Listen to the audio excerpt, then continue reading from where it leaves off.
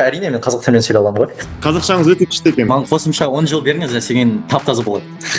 How old were you when you moved to the US? Are they Kazakh people or are they Russian Kazakh people? Do people usually know where Kazakhstan is? The Asian population here is almost like half of the school. Do you feel more American? Do you feel more Kazakh, or like kind of both? I think it's definitely shifted in like the last year. You've gone viral a few times. The only reason I started making content online is because my mom. Do you have any songs in Kazakh? Do you know Muzart, the band? Yeah. Muzart Tova, yeah. So she was playing that on the TV, and she said that I stood up and started dancing. And I've met like people who don't really like when someone from Kazakhstan, let's say, starts speaking to them in Russian. And I mean, I get it honestly. My parents, they grew up in the Owl. Many people from so many Central Asian countries are following you. I moved here right before I turned 5 years old. All right, Sayat, thank you so much once again for joining me and making time for this interview.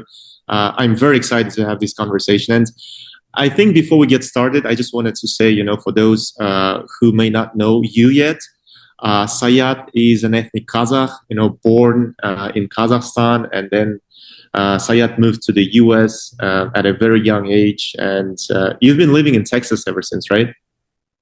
Yes, I've been living here since I was 5 years old.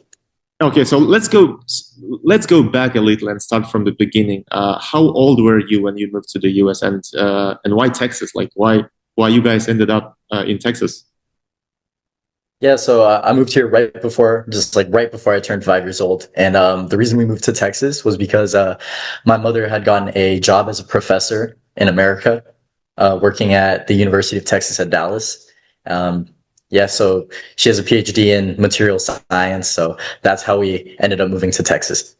I was scrolling through your Instagram page, and I noticed that you shared a lot of like really, really nice things about, both your mom, obviously, and also about your dad. So, and I know your dad is not Kazakh, right? So tell me about No, yeah. Like what has he meant, to you growing up? Like, tell me about your dad and mom, obviously. I could start with my mom. She's been a very dear person to my life. She's always supported me throughout every single goal I've had. The only reason I started making content online is because my mom, she gave me that initial boost to start doing, entertainment. I've been an actor, a singer since I was really young. And with that stage presence, I was able to put that into, online media. So my mom has definitely made me the person who I am today. And she's always supported every single activity I've been a part of. And then my dad, he's a wonderful guy. Obviously, he's not Kazakh, but regardless of the culture and regardless if I'm his biological son or not, he still treats me as if I am one. And he's definitely taught me that family is more than just blood. And his family, especially I guess the American side of my family, is some of the kindest people I've ever met. Which is why when people say like, "Oh, Americans are like this, Americans are like that," I don't think they know what the true landscape of people are, especially here in Texas. Everybody's so hospitable and kind. But yeah, my whole family's just incredibly supportive of everything I do. Right. And I've been to Texas. I've been to Texas several times, and I know like the state has like changed a lot over the years, and the Asian population there has grown a lot, I think. Yes. I don't know like how like what it looked like 10, 15 years ago when you guys just moved in. So my question, I guess, is like, what was it like growing up Asian in Texas? Oh yeah, for sure.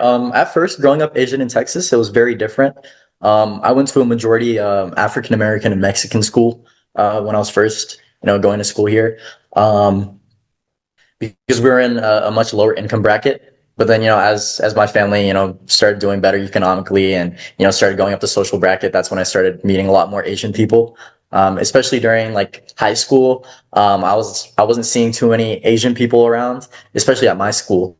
But then, close to my junior, senior year, that's when I started seeing more Asian people. And I was like, wow, I've never seen this before. And now that I'm in college, especially going to UT Austin, the Asian population here is almost like half of the school. So, growing up Asian in Texas it's really molded me a little bit, because I used to feel not welcome, but I used to feel a little different than other people. Right. But now I feel like everybody's assimilated into the same culture, and there's a whole lot of Asian people around now. Do people usually know where Kazakhstan is? Like, or do you always have to like explain where you're from? Like, this is Kazakhstan. It's like Oh in the yeah. country. So funny enough, before I became famous, everybody would always ask me like, "Oh, what is Kazakhstan? Oh, I've never heard of that before." But then, over the last like half a year, 9 months, I've been able to get hundreds of millions of views just on Kazakhstan. And because of that, every time I tell somebody, "Oh, I'm from Kazakhstan," they're like, "Oh, I've heard of that before." Like, "Oh, I know where it is," right?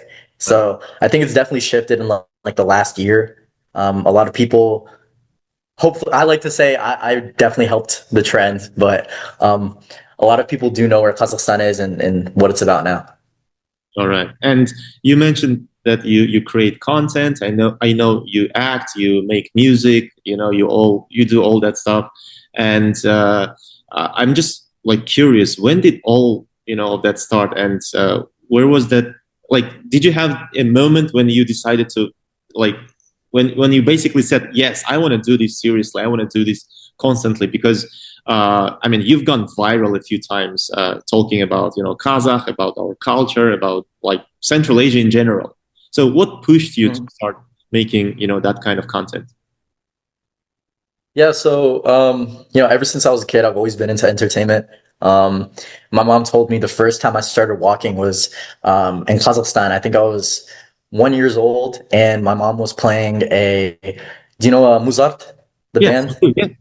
Mozart Toba, yeah. So she was playing that on the TV, and she said that I stood up and started dancing, and that was my first time walking. So I've always been a musical person, always been into entertainment. But when I got here to America, I think I was around like 12 years old when I fully invested everything into making music, doing acting, and I've been on a few TV shows. I've had 30 songs released, and I really just got that start from my mom always, pushing me to do better things. Do you have any songs in Kazakh? I do, yeah. I have You two do? songs in Kazakh. Yeah, I do, yeah. And I have a couple more Kazakh songs that I really want to release, but I've been taking a step back from music. So, Oh, yeah. really? Is there like Mhm. any reason why you're stepping back? Just to focus on my school, focus on content, and then adjacent to everything else I do, I also run some startups. So, Okay. just trying to do everything I possibly can. Okay. So you moved here so young. You said like when you were like 4 years old, and I guess like most of your life has been in the US, obviously. Um, and how do you personally identify today? Like, do you feel more American? Do you feel more Kazakh, or like kind of both? Yeah, so funny enough, I got interviewed on the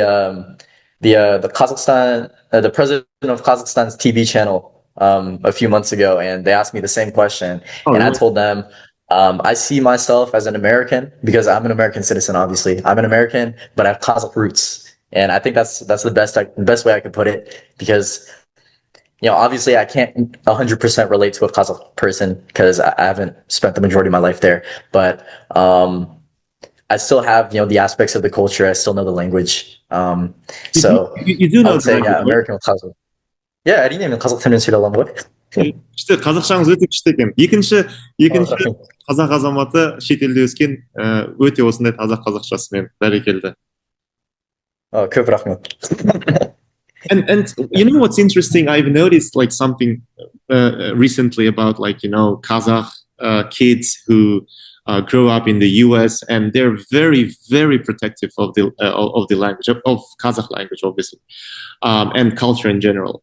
And I've met like people who don't really like when someone from Kazakhstan, let's say, starts speaking to them in Russian. And I mean, I get it, honestly. You've spent so many years, outside the country, and when you go back to Kazakhstan, you want to hear Kazakh. You want to feel Oh yeah, of course. connection. Like, do you also relate Yeah, to I've had this. Yeah, I've had this problem before where my mom will tell me, "Oh, I'm going to a party with Kazakh people. Do you want to come?" And I'll ask her. I used to ask her this when I was a kid. I said, "Are they Kazakh people or are they Russian Kazakh people?" right? And she'd be like, "Ah, Russian Kazakh people, then I'd say I don't want to go because me personally, like I can speak Russian and everything, but it's more enjoyable to me whenever I see a Kazakh person speak their own language because I don't like the idea of gentrifying the language that is the symbolism of our country. And I remember when I was a kid, I think I was 10 years old, and I went to Kazakhstan for the first time after coming to America, and I remember seeing so many people just speaking Russian everywhere. And I was really upset by that. But when I went back to Kazakhstan this past summer, I saw that more people are now starting to speak Kazakh, and it's starting to become like a trend. So I like that we're bringing it back to the cultural roots. So how was the trip? Like how was your recent trip? Did anything like surprise you? Did it feel like home?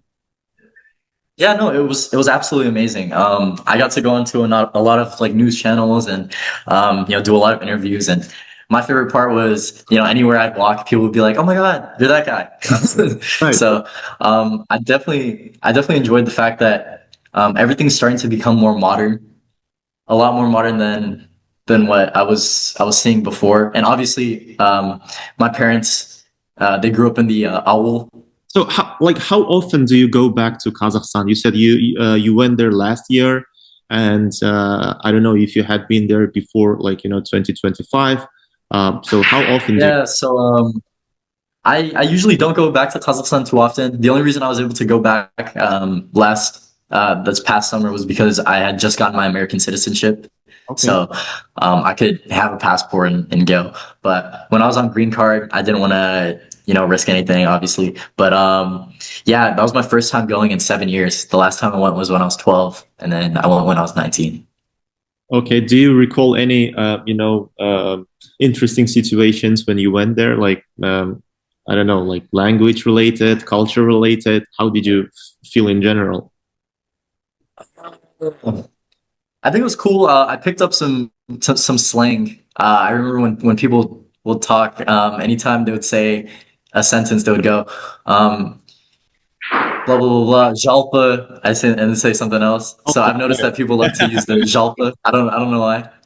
Yeah, jalpa means like maybe I would say It's like adding it's the on. It means same way like as it's the same way as people in the USA, like or uh, So that's yeah. I've noticed that. So жалпы. Саят, that's why I thought, сөйлесейікші. Тағы қандай қызықтар yeah, just like Қазақстанға барғанда? Сен 4 жасында келдің, сосын былтыр Қазақстанға бардың, өзің айтқандай көптеген yeah, 18 жасымда қайтып келдім. Yeah. қызықты сәттер Бірақ болды. ау Қандай қызықты оқиғалар болды Қазақстанға барғанда? о жоқ өте қызық болды. Сосын мен қайта көп мынау фанаттармен кездескенде менің подписчиктарым олар 300 ба 400 адамдар менімен бір парк ішінде біз бәріміз жай қайтып бір топ сияқты мынау алматының облысы ішінде жай жүрдік. Сонымен бәрі адамдармен кездестім, жақсылап сөйлестім. Әсен көбімен біз қандай жерге бардық? Сіз білесіз мынау аттракцион жер сияқты. Алматыда, иә. бір тауда. Мен ұмыттым оны аты. Сіз білесіз бе? Көктөбеде? Иә, Көктөбе. Иә, Әсенмен фанаттармен Көктөбеге жүрдім. Мықты болды ғой. Иә. Күшті Саят. Солай. Өте жақсы екен. Өте таза, жақсы сөйлейді екенсіз. Онша емес, қайтып маған көбірек оқу керек. Иә, енді жаңағындай практика жасасаңыз, бұдан да жақсы болады. Бірақ қазірдің өзінде ақш-та өмір сүрген 4 жасынан бері тұратын адам үшін қазақшаңыз өте жақсы. Жаңағындай Ойланбаңыз, маған қосымша 10 жыл беріңіз, әсеген тап-таза болады. Құдай қаласа. As I said, you've been promoting Kazakhstan and Kazakh culture, the language, traditions, and promoting culture from your experience. Like, what are the few, simple ways young, Kazakhs like yourself abroad can promote our culture in a cool and authentic way? Because I think that's what we need. Yeah, I actually went on a BBC News and they asked me about Borat, and I said, "Oh, that is like the worst depiction of everything." And I was just, yeah, I had a very very good. Do you think movies like Borat really messed up how people see Kazakhstan?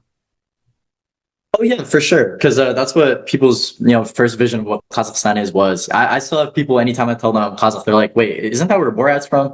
They'll tell me that, and I'm just like, "Wow, it's had a really big negative effect." But obviously, we're trying to change that now with our own cultural heritage and show people that it's not related at all. Do you ever feel like pressure representing the whole culture online when, especially when we talk about movies like Borat?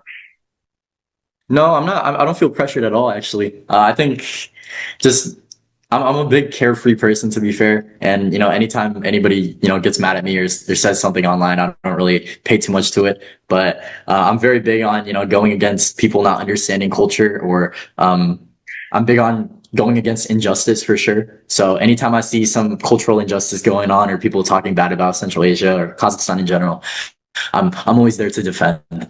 It's just, it's just fascinating to see you, like how you are basically promoting our culture. And I guess on behalf of the people of Kazakhstan, I just want to thank you for doing that, because I think that's what we need. This, like, especially, in the era of movies like Borat. So I just want to thank you so much, Sayat. And I want to know your So, thoughts. Like, where do you see yourself in like 10, 20, 15 years? Like, what do you want your life to look like after like 10, 15 years?